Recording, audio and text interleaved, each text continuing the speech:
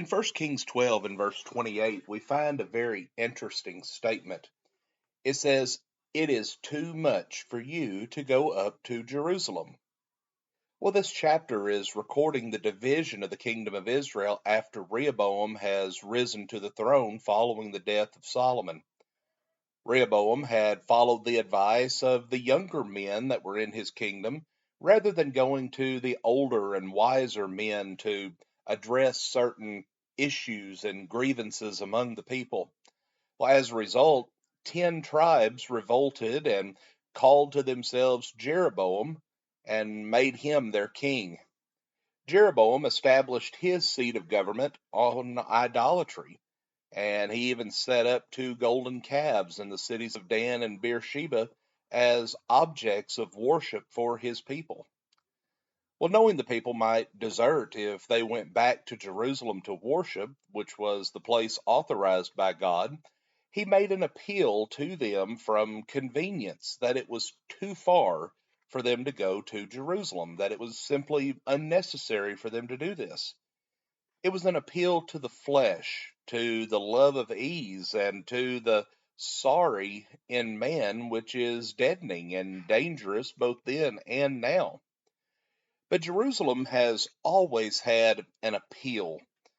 Jerusalem was very important to the Jews. It held a special charm and appeal to them. It was their capital city, the seat of government, their place of worship. It was known as the city of the great king, Matthew 5:35. In captivity, Daniel prayed toward Jerusalem. And when Nehemiah in captivity heard of the city's state of disrepair, he wept in Daniel 6:10 and Nehemiah 2:3.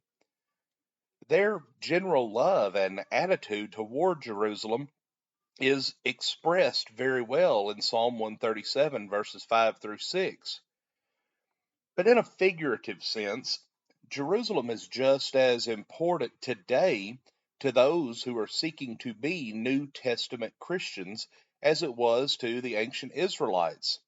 Peter in Jerusalem referred to Jerusalem by inspiration as the beginning, Acts 11:15. The events of Acts chapter 2 mark the beginning of many things, the preaching of the gospel, the new covenant that was ratified by the blood of Christ, the plan of salvation, baptism in the name of Jesus for the remission of sins, the beginning of the execution of the Great Commission, the church coming into establishment, and so many other things can trace their beginning back to Acts chapter 2. Well, the word Jerusalem is used today in a metaphorical sense to picture the true will of God.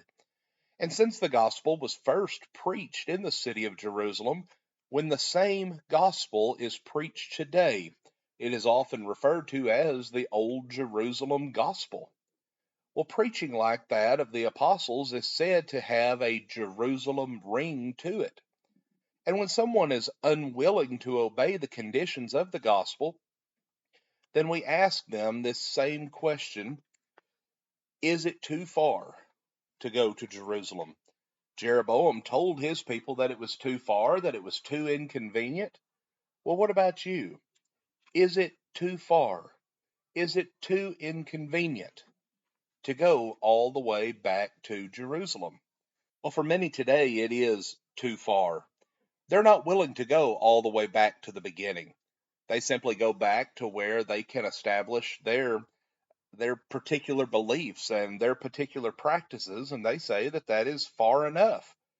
They're not willing to go all the way back to the beginning and actually practice New Testament Christianity. And they find it too far to go all the way back to Jerusalem to attain religious unity on the 7 step plan that we see in Ephesians 4 through 6, that of one Lord, one faith, one Spirit, one body, one hope, one baptism, and one God. Friends, this is the Jerusalem gospel. And there's no other basis or plan that will work. It will never be attained in division. It will never be attained in man made religion. But some find it too far to Jerusalem to restore the scriptural actions that were established there. They want it their way.